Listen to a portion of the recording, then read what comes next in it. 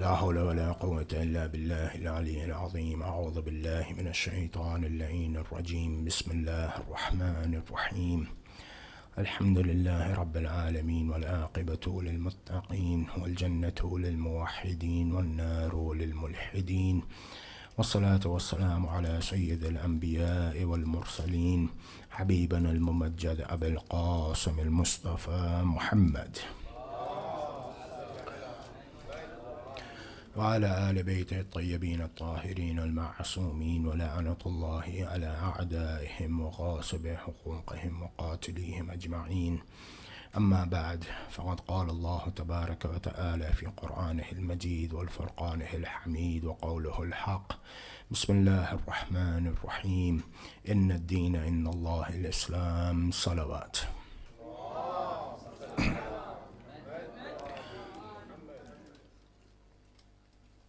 We as human beings are constantly striving to become better in life. We're constantly striving to do better in our day-to-day lives, at work, at college, at university, at home. But the difference is the way that we are striving to become better is through the eyes of society. In fact, we should try to become better human beings through the eyes of Islam and the teachings of the Ahlul Bayt alayhimus salam. And that is what will give us success both in this world and in the hereafter. And for us to be able to better ourselves through the eyes of Islam and the teachings of the Ahlul Bayt alayhimus salam, we must learn to educate ourselves and increase our knowledge with the teachings of the Ahlul Bayt. Yesterday I said that our biggest mistake was and is that we differentiate between secular education and religious education. When in fact, secular education is religious education. And I'll give you a few examples of the modern day scientists and how they were students and lovers and followers of the Ahlul Bayt alayhimus salam.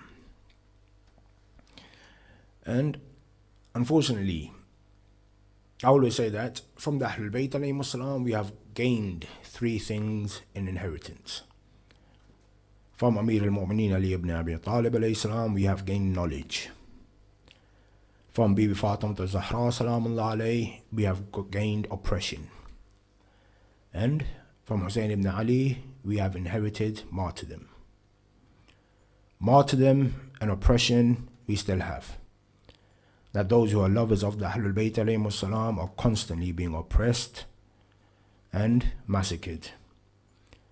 But the one thing which would have overpowered all, which was and which is knowledge, we unfortunately don't have today. That, for example, when we speak about Amir al-Mu'mineen Ali ibn Abi Talib alayhi salam, majority of our youth only know about the bravery and the valor of Amir al-Mu'mineen in the battlefield and his legendary wars with the Dhul Faqar. That every child will know about the conquest of Amir al-Mu'mineen in the battles of Uhud, battles of Badr, Khaybar, Khandaq, Hunayn. Yet, if I was to ask anyone, especially the youth, do you know anything about the intelligence of Amir al-Mu'mineen? Do you know anything about the intellect of Amir al-Mu'mineen? Majority of the youth will say, no. Or if they do, they will say, we know one sentence of Amir al-Mu'mineen, which he said from the member of Masjid al-Kufa, which was Saluni, Saluni, qabla an tafqiduni. That ask me whatever you wish. And the Imam continues, ask me whatever you wish, for I know the paths of the skies better than I do of this earth. And I believe had the nation at that time taken heed to the statement of Amir al-Mu'mineen, today it would have been us who would have been the first men on moon, rather than the non-Muslims.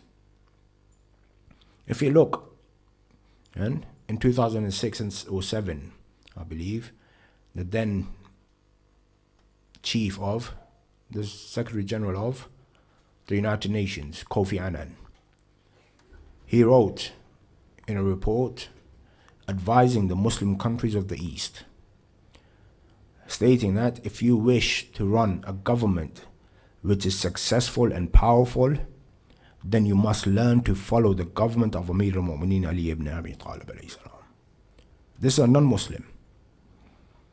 Yet, we are stuck in the bravery and the valor of Amir al-Mu'mineen. We must understand that Amir al-Mu'mineen went into the battle, picked up the sword because he had no choice. And even if you look at the battles of Amir al-Mu'mineen was sent down to give life, not to take life. I'll give the example of the Battle of Khandaq, when Amir al-Mu'mineen went to face Amr ibn Abd Wad,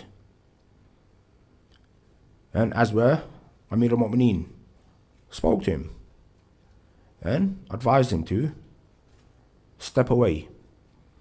When he did not, Amir al-Mu'mineen said that, "O Amr, I have heard that you always fulfill 3 wishes of your enemy. Is that true?" Amr ibn Awad replied, "Yes. Ask whatever you want and I will answer them." Amir al-Mu'mineen then said, "Then I ask my first question. My first question is, and my first wish is, that you accept Islam." This is Amir al-Mu'mineen Ali ibn Abi Talib alayhi salam giving Amr ibn Abd Wad success both in this world and in the hereafter. That accept Islam and you will be successful on this earth and in the hereafter. Amr ibn Abd Wad replied, "No, I cannot accept this." Then Amir al-Mu'mineen said, "My second wish is that you turn away from this battle." This is Amir al-Mu'mineen's second chance, of where he is giving Amr ibn Abd Wad life. He said, "My first option was that I'm giving you success both in this life and in the hereafter. My second is that if you do not wish success in the hereafter, then I'm giving you life on this earth. Walk away." And then the third question was, if that's the case, Amr ibn Abd replied, "I don't accept that either." Third one was, Amr ibn Abd Wad, "Then let us fight. And I give you the opportunity to attack first." And all historians narrate that Amr ibn Abd Wad attacked in a way where he injured the forehead of the Imam. But the Imam then attacked and Amr ibn Abd Wad fell on the floor. The bravery of Amir al-Mu'mineen Ali ibn Abi Talib alayhi salam is not that he attacked Amr ibn Abd Wad in such a way that he fell on the floor.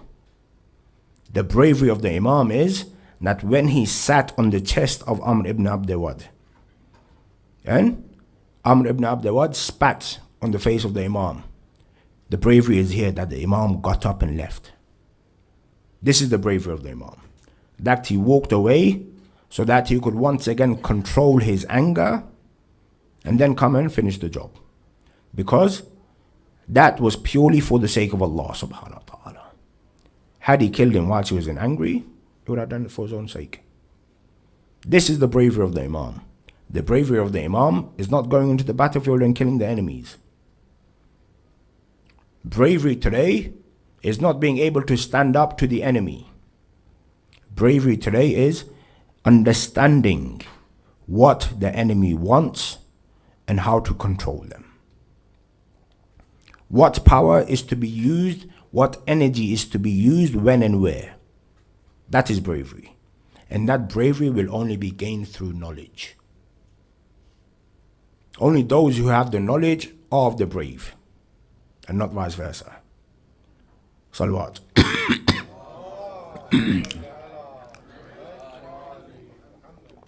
Therefore, when we look at Amir al-Mu'mineen, and when we look at the Ahlul Bayt alayhimus salam, We must understand that they lived their whole lives through knowledge, and that is what they passed on to mankind.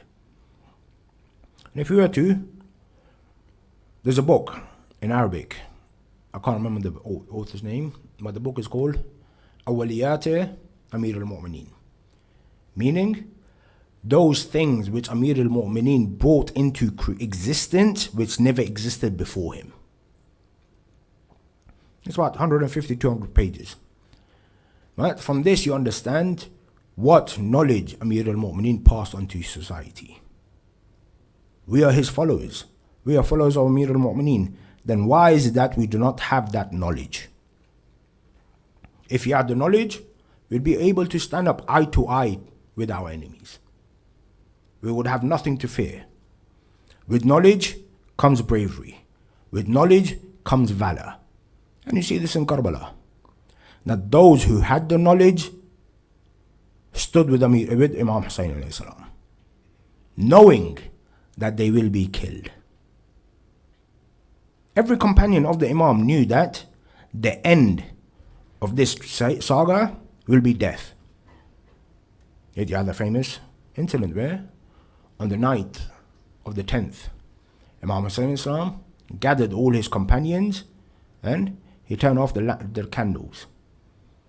Once it had turned dark, he asked his companions that tomorrow death is certainty for all. Therefore, I will not hold it against you that if you were to get up and leave today. This is why I have turned off the candles, so that no one knows who is walking away. And I also advise that whoever is walking away, take a family member of mine with them to safety. Yet, once the Imam reopened, relit the candles, he saw that everyone was still there. This is knowledge. The bravery, the valor that knowledge gives, nothing else can give.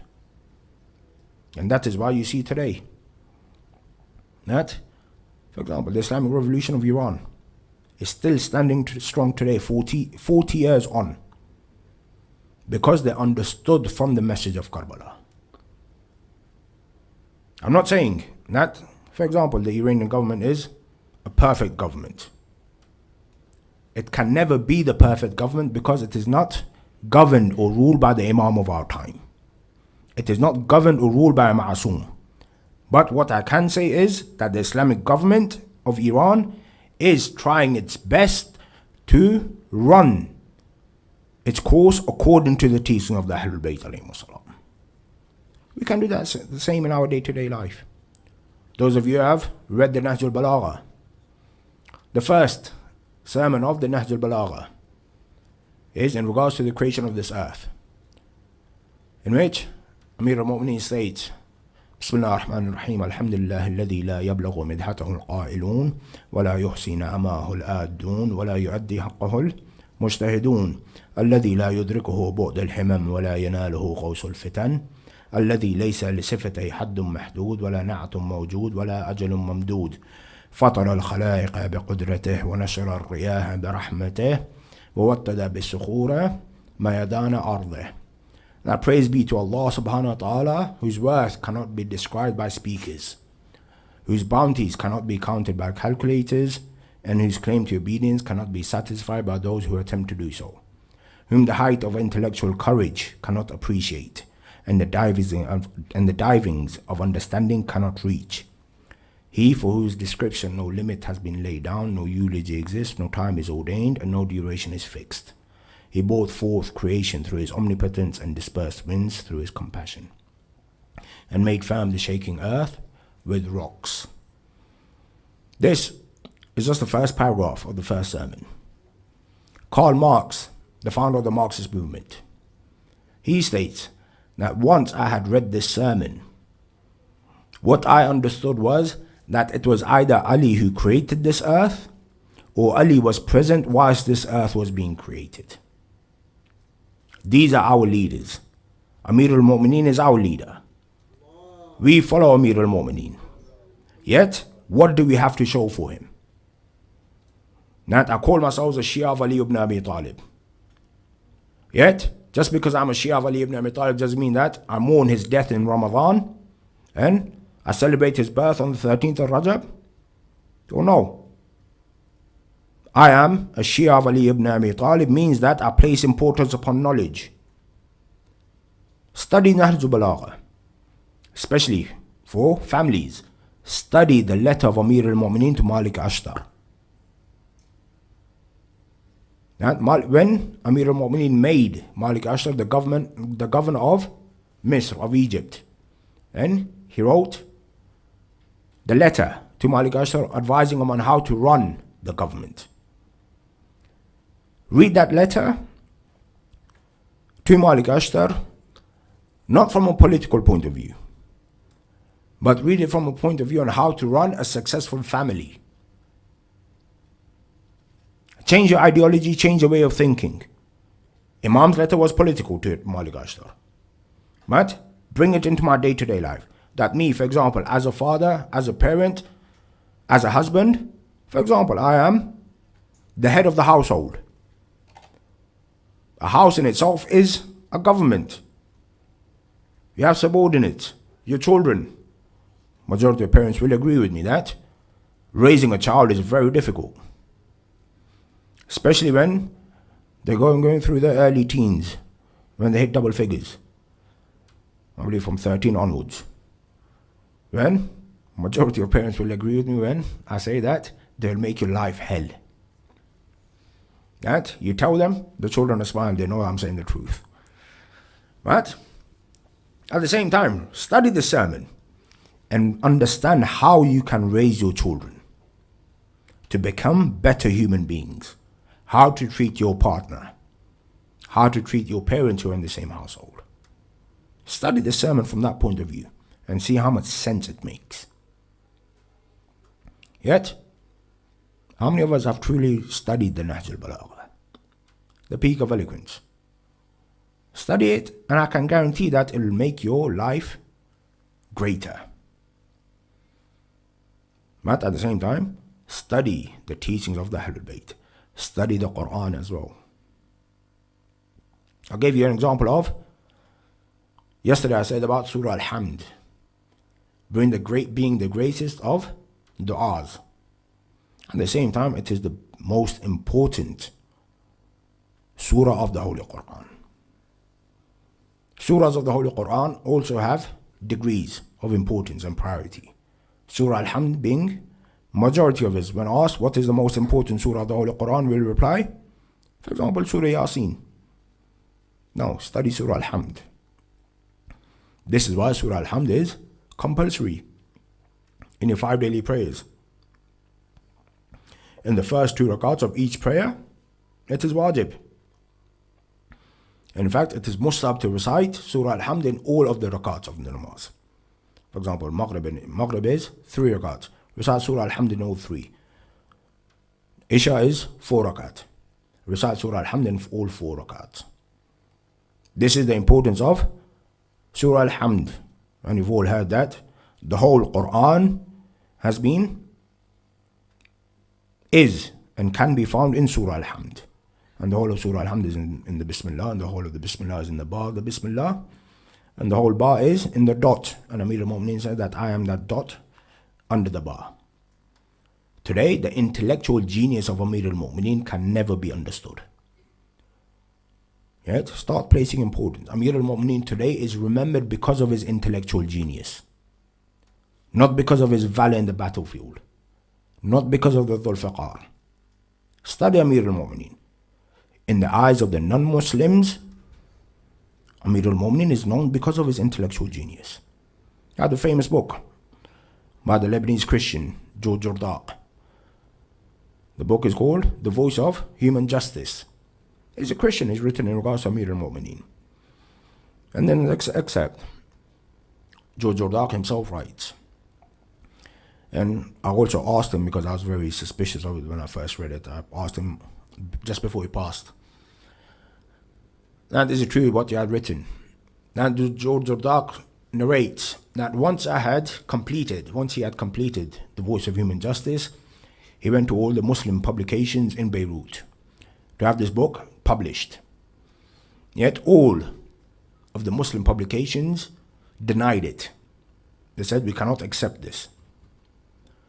And George Douglas, I was depressed and stressed. As I was going back home, I went past the central church of Beirut. And the Archbishop of Beirut was there outside watering the plants. And he called me, he goes, George, why are you so upset? Why do you look so depressed?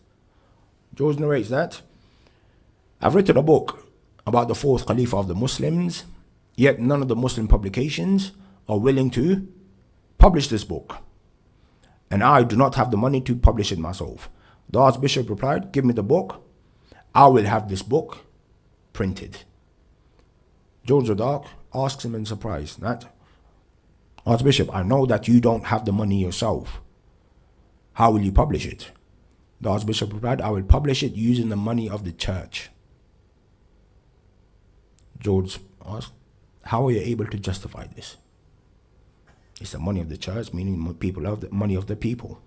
How can you use it for this endeavor which has nothing to do with Christianity? The Archbishop replied that, oh George, all you need to understand is that had it not been for Ali, Christianity would not exist today. This is Ali in the eyes of the non-Muslims.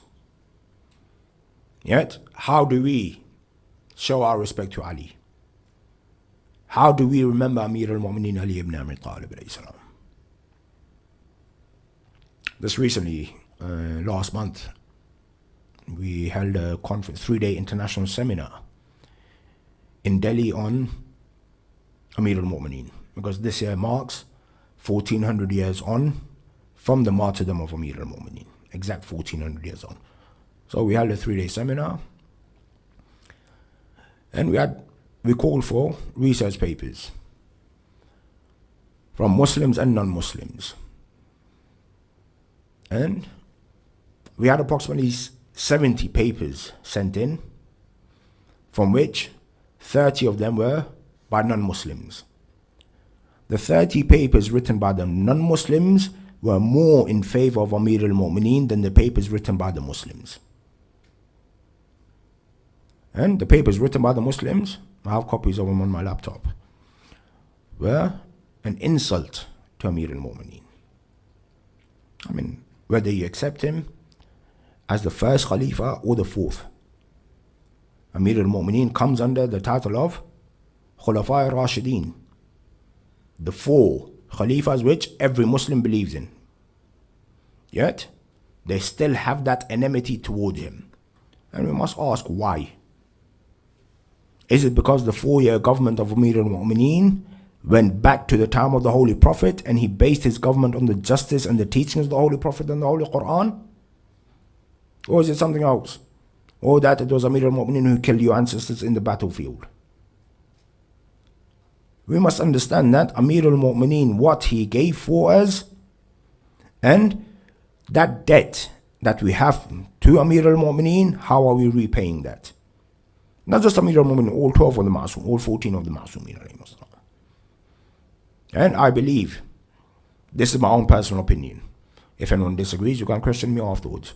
You have the hadith of the Holy Prophet, as Muhammad sallallahu alayhi wa sallam, where he states that my first is Muhammad, my middle is Muhammad, my last is Muhammad, and all of us are Muhammad. I would carry on and say that it would not be wrong if I said my first is Ali, my middle is Ali, my last is Ali, and all of us are Ali. Because you have the hadith of the Holy Prophet, Ana wa Aliyun min Nurin Wahid, that me and Ali are made from one light. The only difference is the titles, and that even on this earth. That the Holy Prophet, Ana wa Aliyun min Nurin Wahid, are made from one light in the skies. In the skies there is no difference between the Prophet and Ali. But on this earth, yes, of course there is a difference, because the Holy Prophet is the Prophet of Khatamun Nabiyyin and the seal of prophethood, and Ali is the protector of that seal of prophethood. There's the difference. Apart from that, what do you have to show for it? Unfortunately, the other schools of thought are constantly attacking us. That you believe in Ali so much, you place so much importance upon Ali, this and that. And that in your eyes, you believe that Ali should have been the Prophet and Jibreel, na'udhu billah, made a mistake. And he gave the prophethood to Muhammad rather than Ali. It's in the books. It's in history. We have to study. But, once again, I'll give an example from my field as an architect. If I was given a project to build a building, then I've been told that your budget is open, but you have to design the most beautiful of buildings. As an architect, yes, I'll design the most beautiful building. But more important to me would be the entrance. I would make sure that the entrance is even more beautiful than the building itself. Reason being that the minute the people look at the gate and the entrance and see how beautiful it is, naturally they are curious to think, if the entrance, if the gate is this beautiful, how beautiful is the building within it? Now this is the same with the hadith of the Holy Prophet. That أَنَا مَدِينَةُ الْعِلْمُ وَعَلِيٌّ بَابُهَا. That I, the Prophet, am the city of knowledge and Ali is its gate. Now if people are able to understand what Ali is,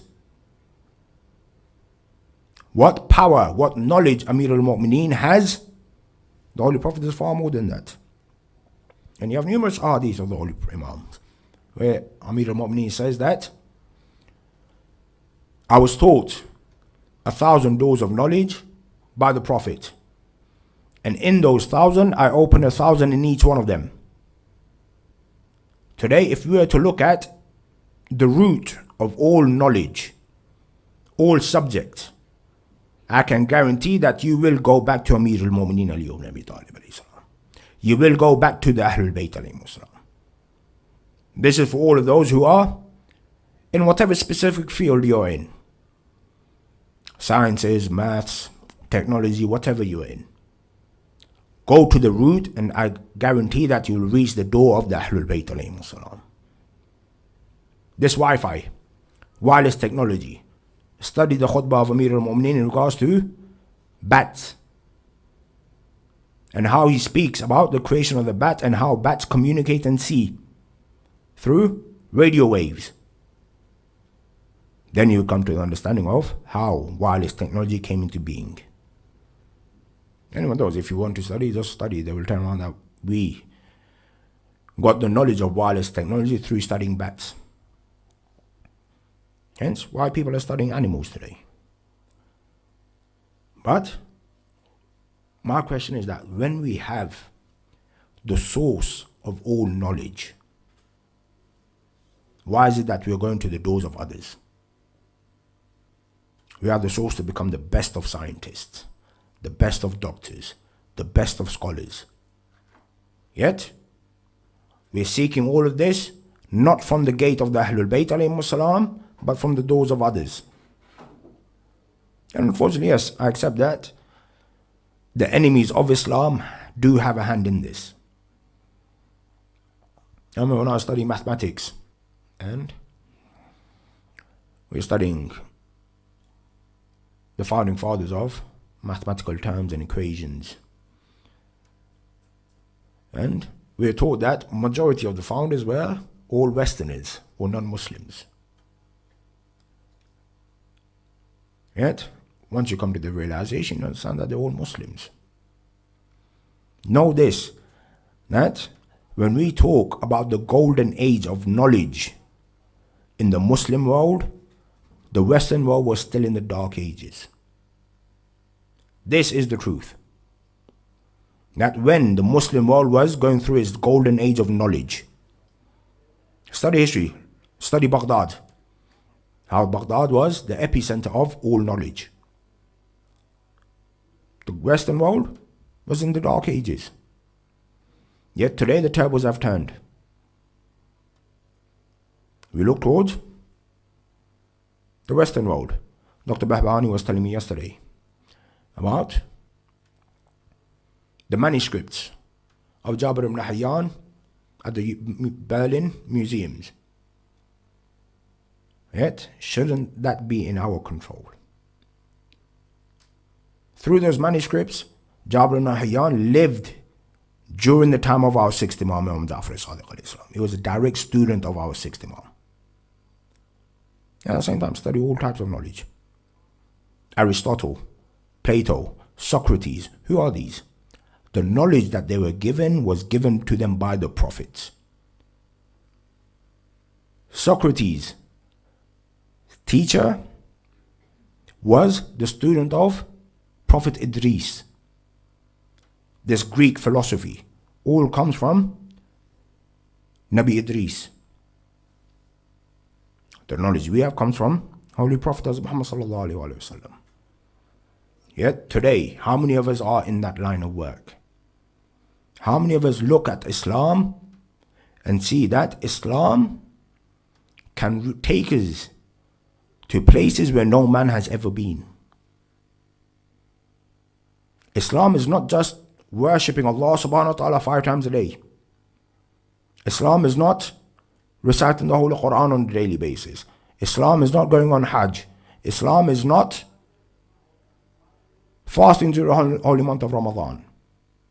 Islam is much more than that. These worship that we do are for our sakes, but the knowledge that Islam gives us, the understanding of knowledge that Islam gives us, no other religion can give today. Why? Because we are still directly connected to the guide of Allah subhanahu wa ta'ala on this earth. Now, a famous incident of one of the great scholars.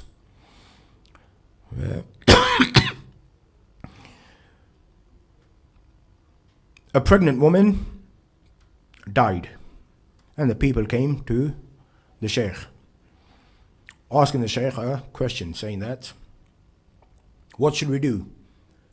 She's a pregnant woman, she's died.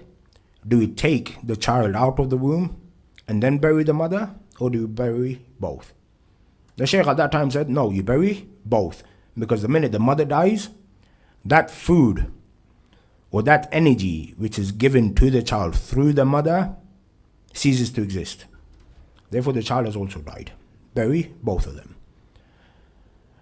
As the community started the funeral preparations and started to take the body towards the graveyard, an old man knocked on the door of the Shaykh and said that the answer that you have given is incorrect. The child is still alive. Therefore, you must take the child out and then bury the mother. Because that energy which reaches the child does not stop straight away. There's still some time before that energy which reaches that food that reaches the child. There's still time before that stops. Therefore, the Shaykh realized his mistake and went straight and gave the orders that, no, bring the body back, take out the child, and then bury the mother. When they took the child out, they realized that they saw that the child was still alive. And the Shaykh, realizing his grave mistake, that he had nearly caused the death of a newborn child, he said, from today onwards, my doors to the public are closed, and I will no longer be answering any questions based on Islamic jurisprudence. He shut his door, went in, sat on the musalla and started to do istighfar. In the evening, that same old man came once again and knocked on the door. And he said, oh Shaykh, do not close your doors upon the public. Keep your doors open and answer their questions, and know that wherever you are incorrect, we the Ahlul Bayt will come and correct you. This is the Ahlul Bayt alayhimus salam, who are constantly protecting their followers. Yet how many of us look towards the Imam in that way? We need to learn to become at one with Islam and the teaching of the Ahlul Bayt alayhimus salam. Today we live the life of Jekyll and Hyde. It's famous fiction of Dr. Jekyll and Hyde, where during the day the person was someone else, during the night he would become a monster. This is the life that we live. That during the day we are something else, we are what the society wants us to be during the day. In the evening, when we come back home, when we come to the Imam Barga, when we come to the Hussainiya, when we come to the masjid, all of a sudden we are practicing Muslims. No, we should be at one with our religion. The same way, if I was to hold a glass of water and pour a few drops of oil into it, everyone will be able to tell what part of that glass is oil and what part is water. It does not mix. Oil and water do not mix. They will always be separate within the same container. We are the same.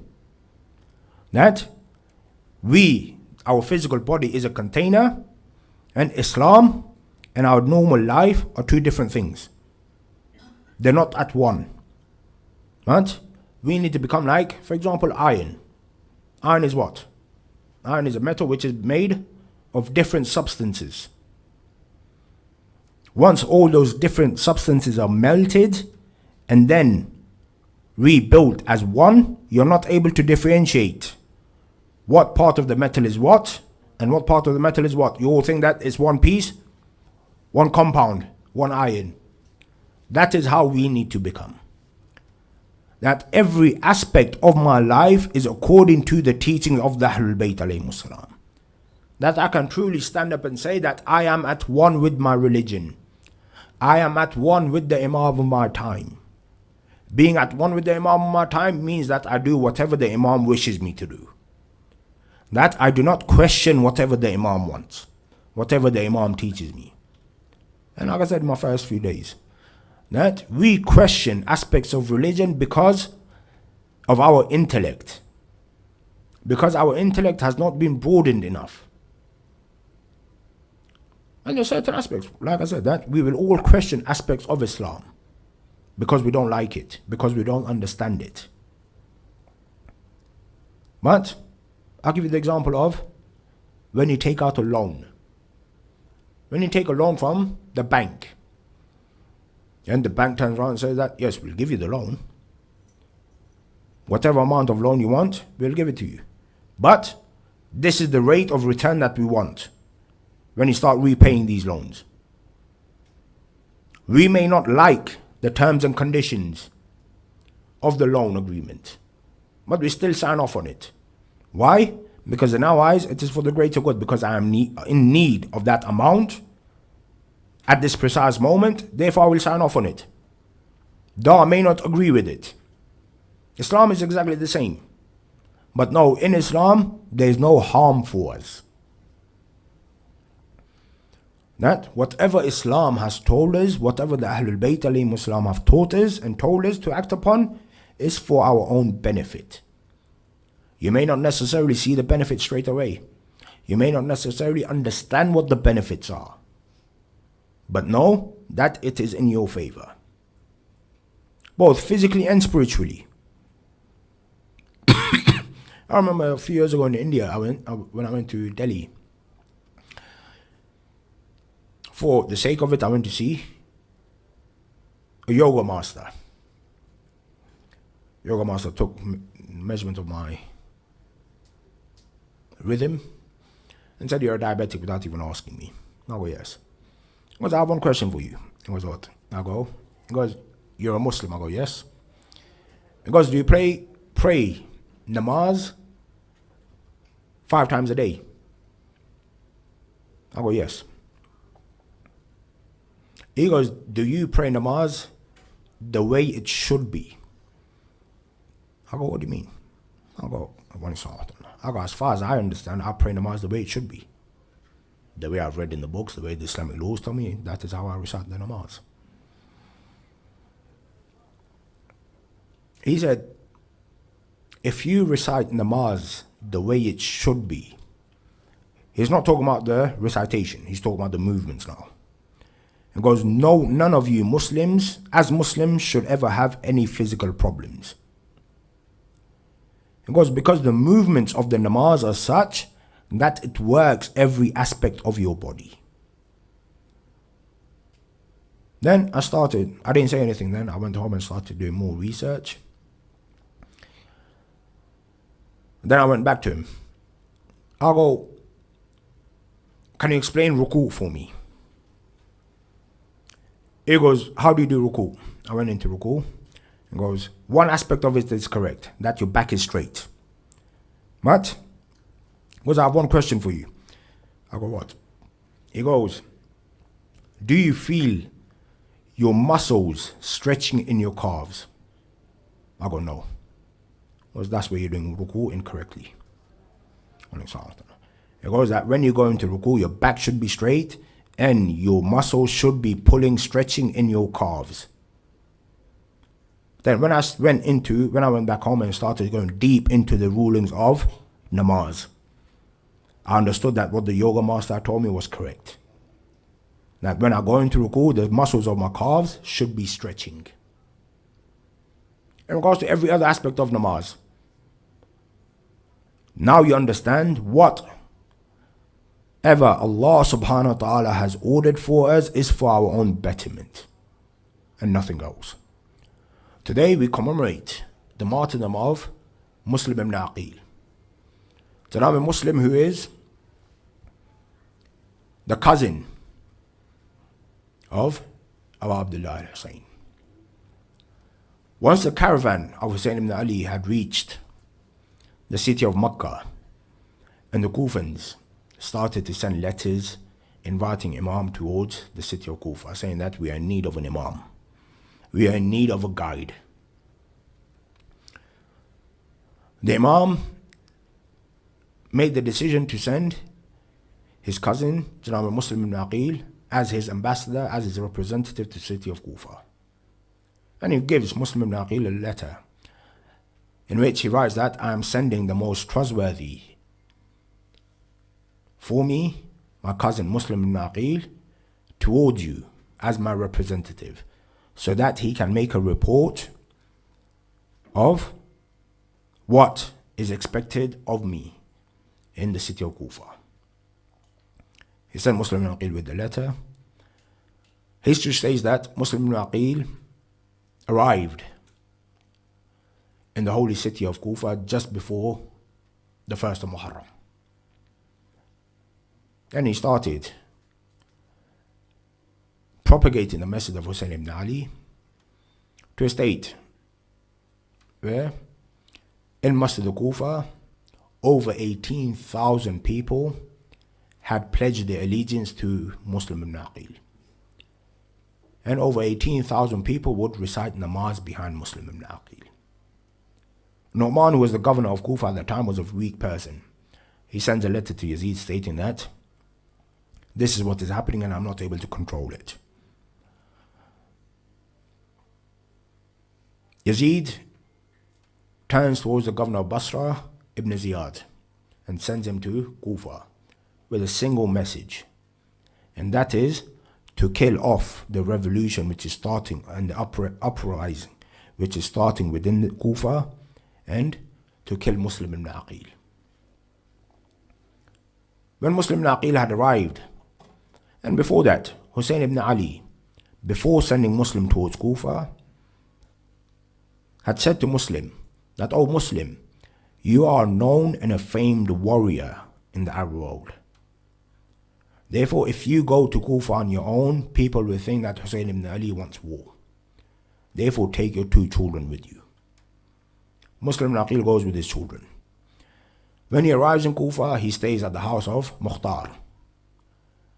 Yet there comes a time where he is moved from the house of Mukhtar to the house of Hani ibn Urwa. Yazid, who sends Ibn Ziyad, the minute Ibn Ziyad arrives in the city of Kufa, he has all the entrances and exits into the city of Kufa shut. He gives the orders for the arrest of Hani ibn Urwa and the orders for the murder of Muslim. Muslim, seeing this, leaves the house of Hani ibn Urwa, and he starts looking for places where he can leave the city of Kufa and return back to Imam Hussain and stop him from coming towards Kufa. Now they come during the night when Muslim ibn Aqil is tired, he's thirsty, he's hungry. He knocks on the door of a house. An old lady by the name of Dua opens the door. Janab Muslim asks for water and food. The old lady gives Muslim ibn Aqil water and food and does not realize that the person who is at her door is Muslim ibn Aqil. The minute she realizes that it is Muslim ibn Aqil, she invites him into the house and says that there is a bedroom, you can stay the night there. Muslim ibn Aqil goes into the room to rest. Yet the son of the lady comes and realizes that the guest in my mother's house is Muslim Naqil. He thinks that a reward will be given. He slowly leaves the house and goes to Ibn Ziyad saying that Muslim Naqil is in my house. History states that Ibn Ziyad sends an army of 500 to surround the house where Muslim Naqil is staying. Muslim Naqil, hearing the sounds outside, picks up the sword and leaves. And he sees that all 500 are prepared for battle, with the swords, the arrows, the spears, all ready to attack Muslim Naqil. Muslim Naqil, being a famed warrior, attacks. History states that Muslim Naqil sent the army of 500 backwards on 2 different occasions. And the enemies had to ask for reinforcements from Ibn Ziyad. There came a time where the enemy, seeing that Muslim Naqil is not looking around him, is constantly attacking in one direction, they dug a hole behind him and started to attack him from all 4 directions, forcing him towards the hole. As the Muslim Naqil falls into the hole, he is captured and is brought into the court of Ibn Ziyad. Muslim Naqil does not say anything but ask for 3 wishes from Ibn Ziyad. He says, Muslim Naqil says, my first wish is that after you have killed me, I am buried in the proper way. My second wish is that I owe a certain person this amount of money, therefore sell my weapon and pay off my debt. Ibn Ziyad goes, I agree to the second one. The third is allow me to send a message to my master Hussain ibn Ali, telling him not to come to the holy city. Ibn Ziyad replies, this cannot be done. He gives the orders for Ibn Ziyad to be taken up on the roof and thrown down. History states that as Muslim Naqil is being taken onto the roof, he is reciting the Shahadatain. As he is thrown down from the roof, he cries out, Assalamu alayka ya Aba Abdullah. My last farewell upon you, ya Aba Abdullah, and I will meet with you soon in front of our fathers. Inna lillahi wa inna ilayhi raji'un, radan biqadaihi wa tasliman li'amrih. Bismillah ar-Rahman ar-Rahim. Allahumma adkhil ala ahli al-qubur as-surur. اللهم اقن كل فقير، اللهم اشف كل جائع، اللهم اكس كل عريان، اللهم اقض دين كل مدين، اللهم فرج عن كل مكروب، اللهم رد كل غريب، اللهم فك كل عصير، اللهم اصلح كل فاسد من امور المسلمين، اللهم اشف كل مريض، اللهم سد فقرنا بغناك، اللهم غير سوء حالنا بحسن حالك، اللهم اقض عنا الدين واغننا من الفقر، انك على كل شيء قدير. صلوات.